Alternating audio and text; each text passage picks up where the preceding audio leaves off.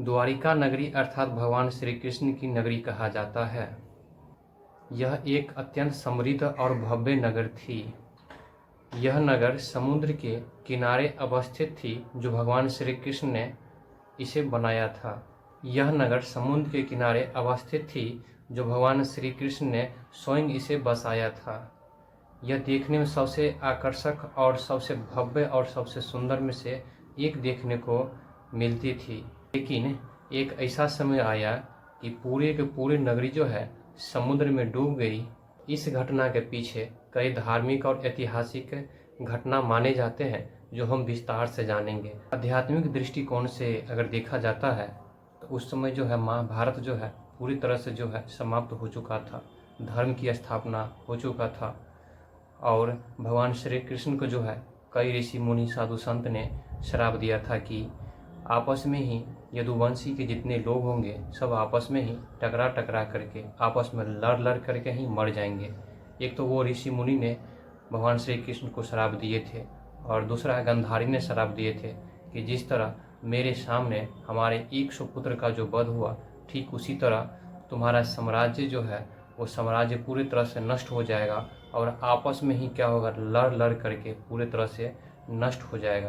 तो उस समय जो है आपस में जितना यदुवंशी थे और इस साम्राज्य में जितने भी लोग थे आपस में मदिरा या क्रोधवश आपस में लड़ करके और अपना आपस में ही अत्याचार करके अपना बुद्धि भ्रष्ट करके और आपस में ही सब मारे चले गए और आपस में सब अंततः सब के सब मर गए।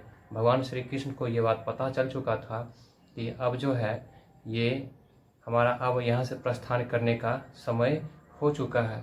और भगवान श्री कृष्ण ने जैसे वहाँ से प्रस्थान किए, जब भगवान श्री कृष्ण को लगा कि अब यहाँ से प्रस्थान करने का समय आ चुका है, प्रस्थान करते ही द्वारका नगरी जो है समुद्र में पूरी तरह से जो है डूब गया। और डूबने का एक महत्वपूर्ण जो रहस्य बताया गया वो एक ही रहस्य ये हुआ कि भगवान का एक लीला था। भगवान ने अपना लीला पूरी तरह से अपना पृथ्वी लोक पर समाप्त कर चुके थे और जैसे ही धरती लोक से भगवान यहाँ से लीला खत्म करके जब अपना वैकुंठ धाम चले गए तो उसी समय जो है पूरी तरह से जो है ये श्री कृष्ण नगरी अर्थात द्वारका नगरी जो है पूरी तरह समुद्र में डूब गया, जो भगवान का एक लीला मात्र था।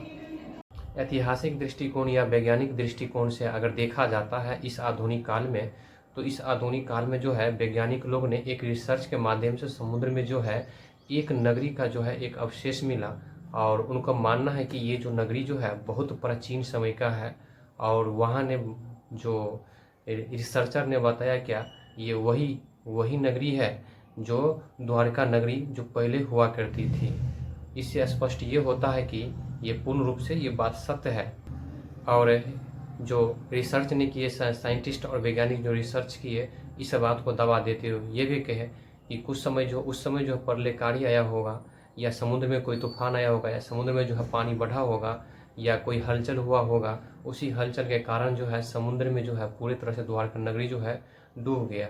ये तो आपका जो था एक वैज्ञानिक दृष्टिकोण से, और वैज्ञानिक दृष्टिकोण में यही पता लग चुका। और एक जो है धार्मिक दृष्टिकोण में वो बात था ये जो है भगवान का एक लीला मात्र था। भगवान का लीला मात्र जैसे समाप्त हुआ तो उसी तरह से क्या हुआ पूरे ये नगरी जो है समुद्र में डूब गए।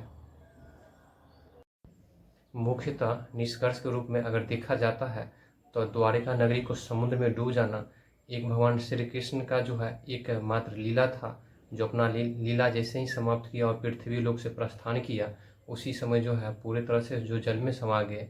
एक मात्र लीला बताया जाता है भगवान श्री कृष्ण का।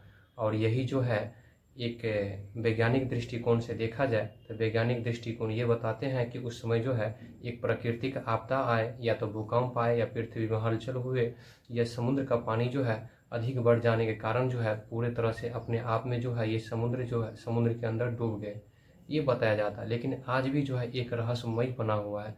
आज जो है हर श्रद्धालु जो है यहाँ जा कर के अपना जो है दर्शन करते हैं, जो मुख्य रूप से जो है गुजरात में देखने को मिलता है।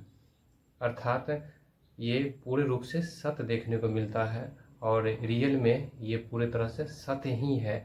जो पहले भगवान श्री कृष्ण ने जो अपना लीला समाप्त करने के बाद जो है किस तरह से जो अपना अभी अवशेष देखने को मिल रहा है।